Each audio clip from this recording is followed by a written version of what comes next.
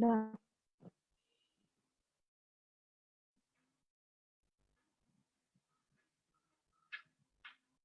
Hello, everyone. My name is Dr. Sneha Roop. I'm a palliative physician and founder of Uri Kalankini. Uri Kalankini is an organization that's changing narratives around menstruation and sexuality in India using art, theater, and dialogue.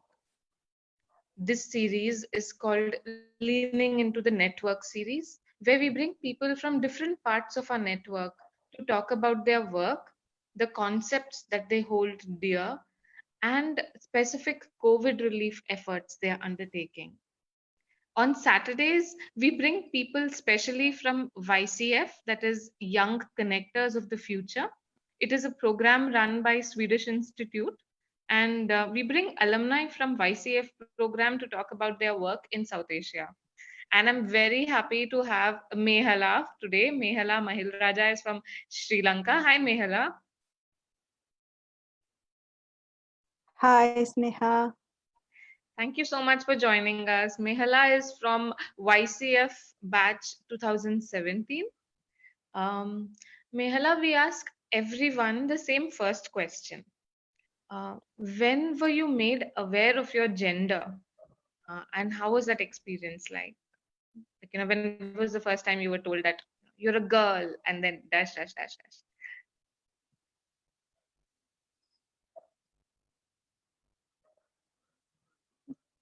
I was told like I'm a girl, and when I was like small, because I was playing with my brother and brother's friend, and all like 8, 9 years old, and I climb on the trees and everything, and like the walls, and also they say like you are a girl, you can't do that, and all this stuff. So that I had issues with that because I fight with my grandma, but then they say like there are particular ways for behaving like a girl and all.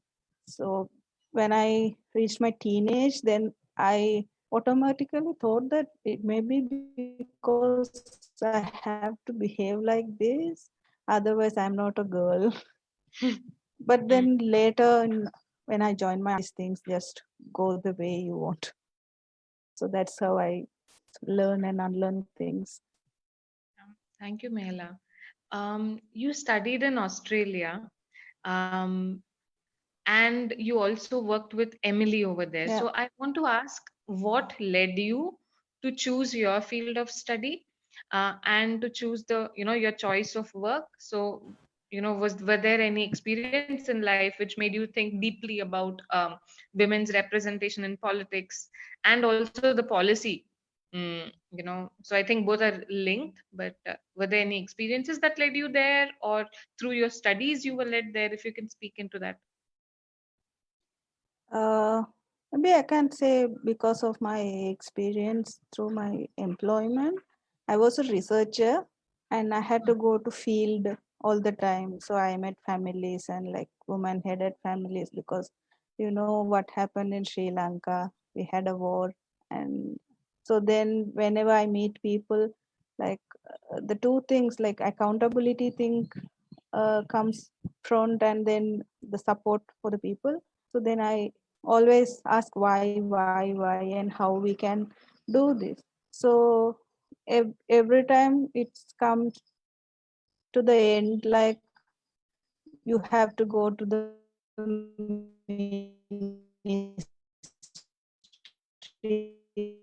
level to get approvals and all, and you have to change the policy, education system, everything is like policies and all. So that's how the policy and law become important. And then I thought, so what can I do for that policy influencing and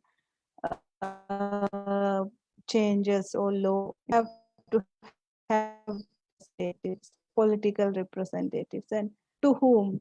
So whether it's for minority or women, or like who understand the situation, or like the carries and all. It's just not like normal politician just wanted the votes and all these things. interested in politics, whether I'm going to do a party politics or like whether I'm going to do a policy influencing thing like. So that's how I decided to study the social policy and then work with political representatives. So when I chose my internship also, I chose this Emily's List. That's an organization who is supporting for women representation in Australia, especially with the Australian Labor Party. So very happy to say that because Julia Gillard, the former Prime Minister, she's from the party. So I got a chance to meet her also. Then I had a discussion about like politics, even it's like we are going to do, but every single decision is like same here, but we faced it like maybe 10 to 15 years ago, and we are moving on, so it will happen. So that's how I started to work with them. And also in Melbourne University also they have a course for women who are interested in politics. You can apply for the course and you can follow that, so that political representatives and relevant people will come and talk to you about like policy formation, how you carry yourself and how you can campaign. And it's not about like which party you are going to join, but they give you all the resources and all. Like politics is just not a thing like you just care for the people. You have to have an understanding about legal system of your country and what's going on the political system and the parties. And also that also made me realize like we are lacking in all these things in our countries, maybe like in our region. Yeah. In fact, that was going to be my next question, that if we can funnel into South Asia and the the region we all reside in, what do you think are the challenges? What is the condition like in Sri Lanka with women in politics? If you can speak into that and also extend it to other countries. And also, why is it like that? What are the social, legal challenges make it way?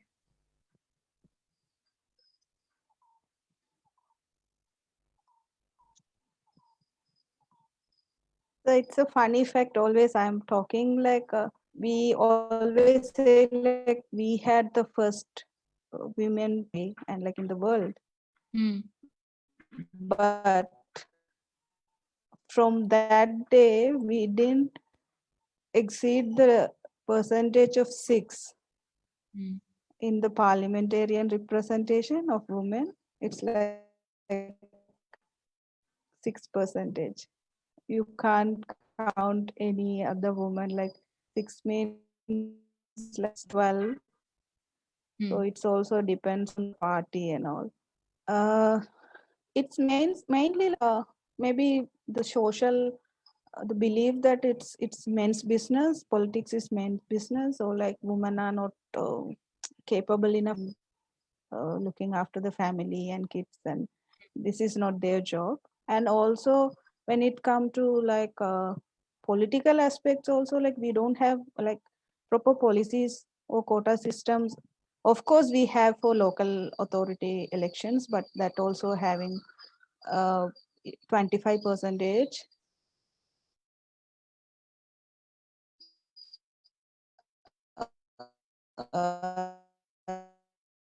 That's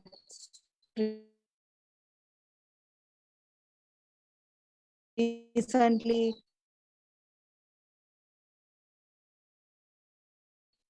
they introduced, but then it should be not in parliamentarian elections or provincial. So we have to go for that also.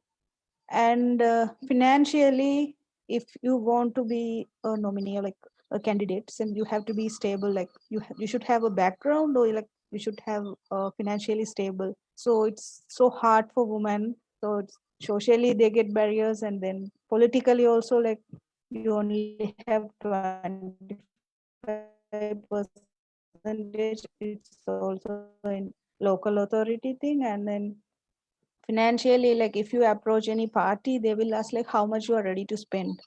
So women has all these restriction in all these sectors. And it's not in Sri Lanka, like uh, parallelly compared Australian context, and also like what happening in the like world briefly, and then Sri Lanka. So it's if you categorize it, like it's the same everywhere. Yeah. Yeah. In India, like I don't have much knowledge about this, but when I speak to people around it, they're saying that okay, even though in um, local governance, there is a lot of representation in women, but then when it comes to party, they don't just issue tickets at all for the important positions, and there is fight going on even in India to increase the reservation for women. But the question of sub reservation of SC, ST, and OBC women comes, because then we don't want only Savarna women to be sitting there and making policies for us, because they don't represent all of us. Now I would like to take the conversation ahead into your experience with Emily's List. What is Yeah. their strategy like? Because little bit research when I did, I thought that they are helping out with monetary support and also mentorship. But you work there, so I want to understand what their model is and how we can replicate it here, if at all we can. Yeah, it's actually the origin of Emily's List is from United States. So they were running for funds. Running means like they supported for funds to the women who are running as candidates in US, and who are supportive of pro-choice, Okay. like abortion laws and sexual reproductive health and rights laws. So they have that category, like they will support to the candidates who are like on this stand, like they have some categories like this woman candidate should understand this. So from that, then Australia Labor Party, like some of the Australian Labor Party people, they wanted to adapt the model, and but then they had 5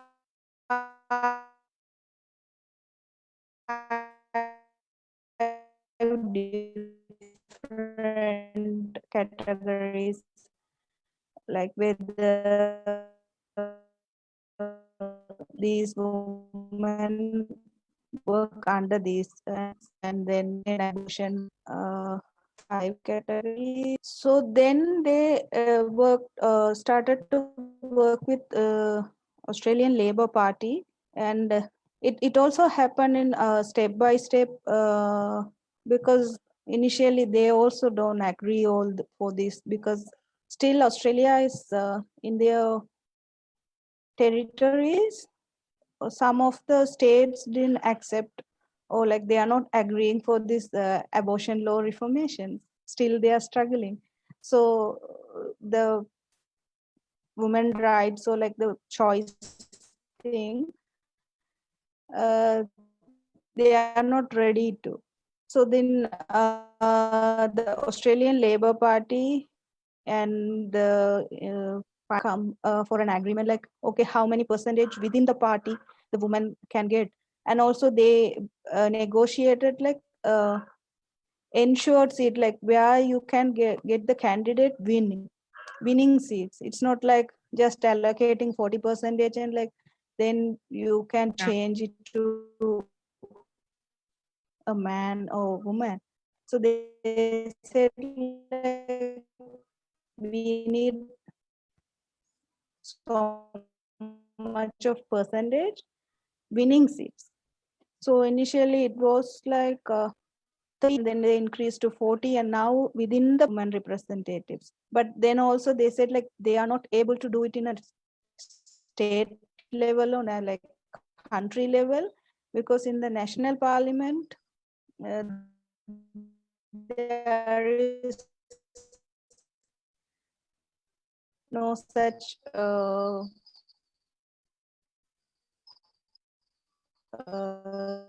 equal representation of women.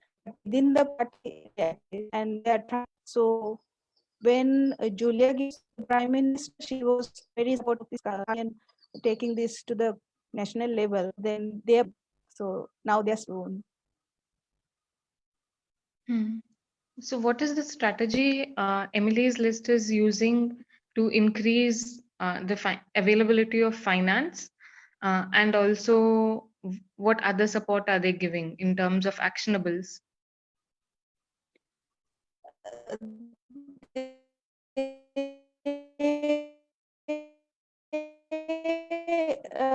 They depend on the self funding.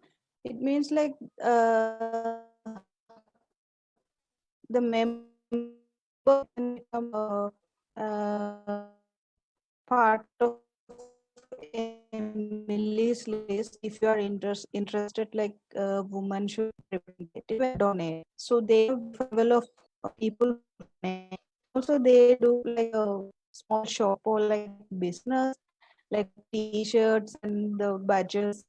When they go for like events and all, they sell it, and like through their websites they reach the voters. If you want a woman to become a representative, just donate it. So the voters donating to Emily's list, and then Emily's list distributing to the candidate. Also, like I can choose to whom I can donate.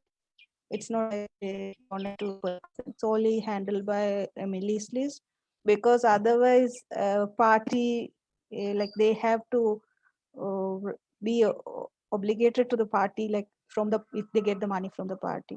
And also they have an agreement like with the party, like we will be operating outside of your party, but the candidates will be from your party, so we will support. And for the five principals who are supportive of, for the five principles Emily's list is supporting, one is choice or like gender equality. And so they believe that that would be the and childcare. So these things are interconnected, and so if you support all these things, like in politics.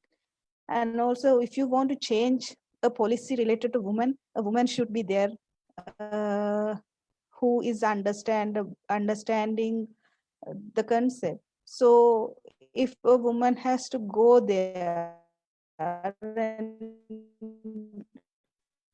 we have to support a woman, not only for the political representation, like getting education and like all these stuffs are there. So then that's why they focus on the employment, childcare, and the mentoring to them, like how you carry yourself, how you can prepare policies, and how you are going to support for your political views and all.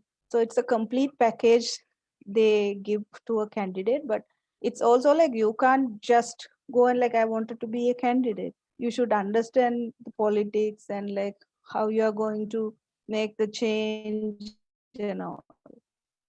So it's like they mentoring you, they support you, they support you financially, and they support you financially, so you don't need to depend on others. And like here, if I am going to be a candidate and if I am joining in a party, then I have not my head keep my agendas behind when their agendas become priority.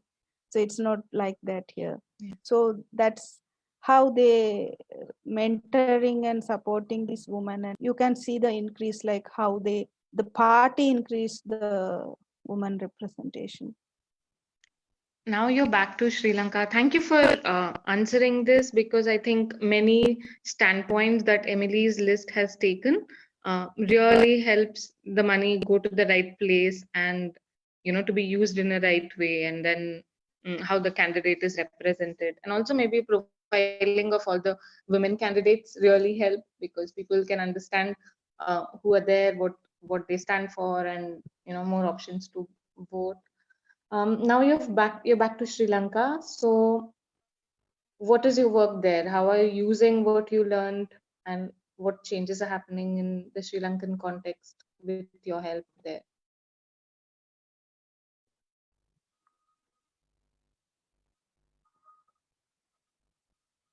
Nori, I contact with some of the political who worked with women who are interested in politics and all. But then the situations like curfew and all, I couldn't follow up like properly. But I'm having like discussions with them and all. So what I did was is like I told them like, do we need to work in Sri Lanka, or do we need to have some flexibility, because they are only working with only one party. But in Sri Lanka, I don't think it's like if I choose to work with one party, it's like you just ended up with working with 2 or 3 representatives. So then I asked like whether the principles of Emily's list will suitable to our country like Sri Lanka, because we are struggling to reform the abortion law still.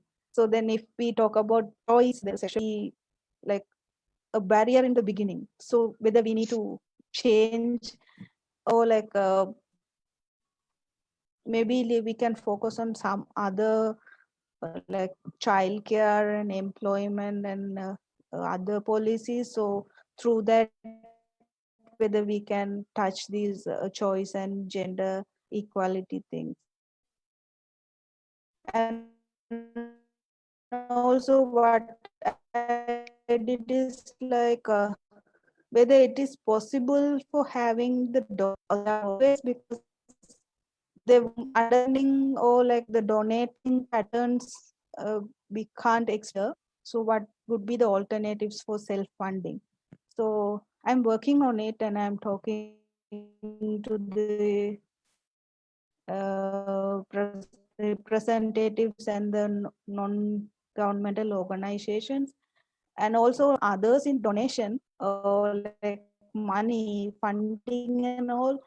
So we are automatically mandatory to them like what they want to do. So they prefer to have self funding, but then we didn't figure out like what would be like maybe not one, or we need 2 or 3 ways to have self funding, but we need to figure it out what will work in Sri Lanka. Maybe like I can ask you or like other South Asian region people or ways to do that. So we'll have to start from a small thing. And also I targeted this parliamentarian election in Sri Lanka this time, but it's going to happen. But what happened is the curfew and the COVID-19 things restricted the movements, and also I couldn't work with the representatives or like candidates. I was approached by 2 3 people to work with candidates to support for their policies and all. And then the restriction, like the social restrictions and like the problem through this men candidates and like other parties and all, what happened is like they withdrawn their political nominations because they don't want to get the bad name. So Mm-hmm. it was I think 2 of them like they didn't want to, because they just said like I don't want to get into trouble because I'm getting bad names through these social medias and media. So Yeah. It's a very important topic you brought in, the bad name. Recently, we had a whole series of memes that were made on Sonia Gandhi. about her being a bar dancer. Um, so I mean, being a bar dancer is not wrong in the first place, but then vilifying someone, using that or trying to shame somebody, has been a trend here at least, and I think it's common everywhere. Um, death threats, rape threats, attacking on character is more common with women candidates, and become because they are public figures, it's very easy for people to sit behind their computers and then shoot vilifying words at them, and really trying to make them feel less than. Um, what have you It's the same thing. yeah. It's the same thing like in even New Zealand and Australia too. Emily's list actually supporting for interns who are interested in politics, and like they will produce a report once a year, like Julia Gillard's intern uh, support log. So they are supporting a particular amount for an intern who is willing to do political related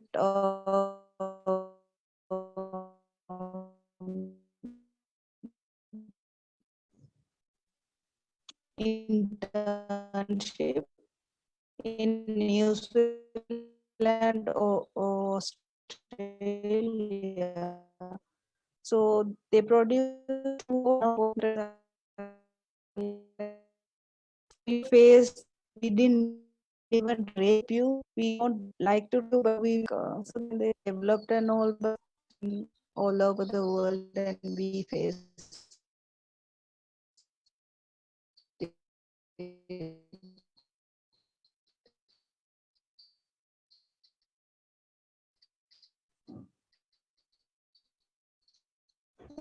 Are you there, Neha?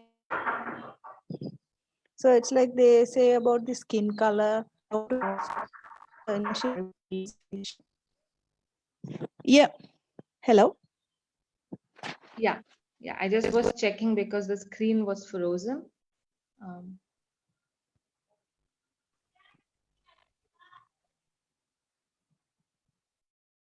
yeah.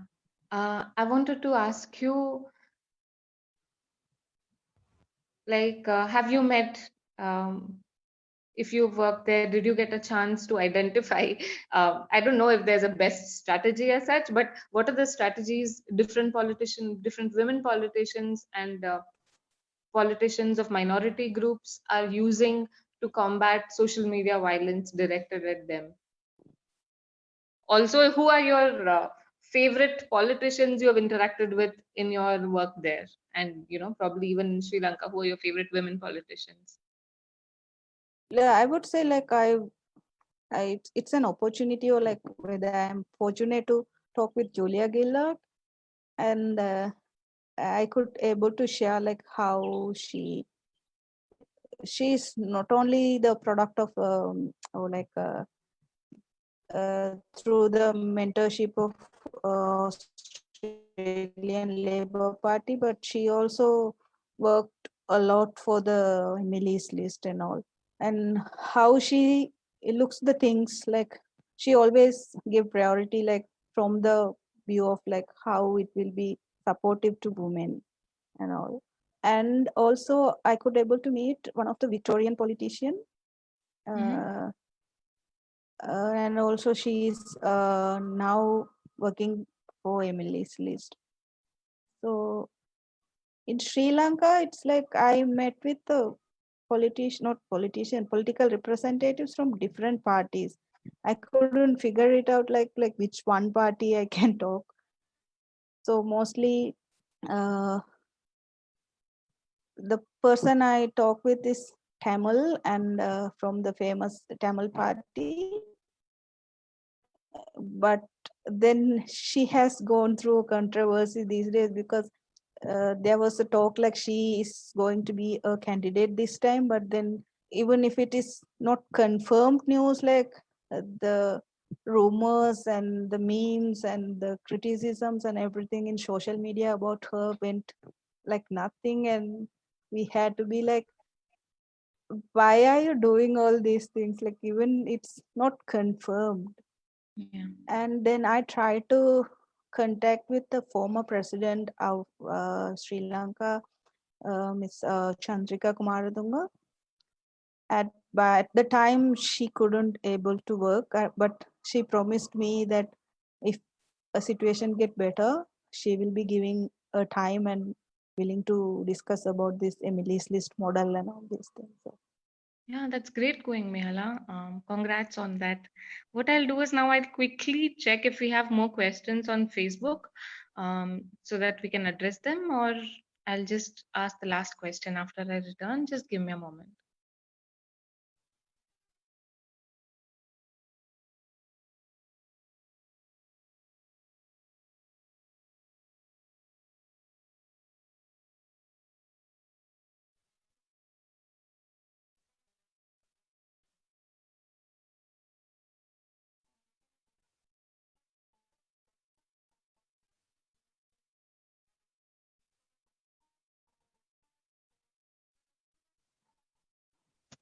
So there are no questions as such, and you have shared your vision already with respect to the work that you want to do in Sri Lanka, and also you've spoken about the coalition of South Asian countries um, coming together.